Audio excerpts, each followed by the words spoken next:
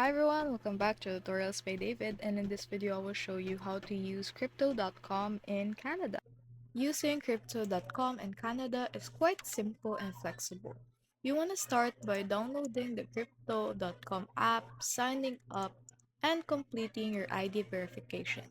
After that, you have completed the verification step. You can now fund your account through the Interact e-transfer, wire transfer, or even debit or credit card.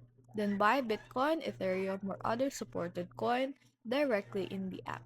For spending, order the Crypto.com Visa card, which you can load with CAD or crypto and use anywhere Visa is accepted, earning cashback and CRO tokens.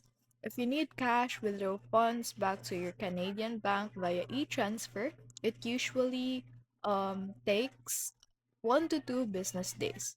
Beyond trading, you can also um, use crypto earn to stake coins, the DeFi wallet for self-custody, or the NFT marketplace for collectibles. So overall, Crypto.com offers Canadian a smooth way to buy and spend managed crypto in 2026.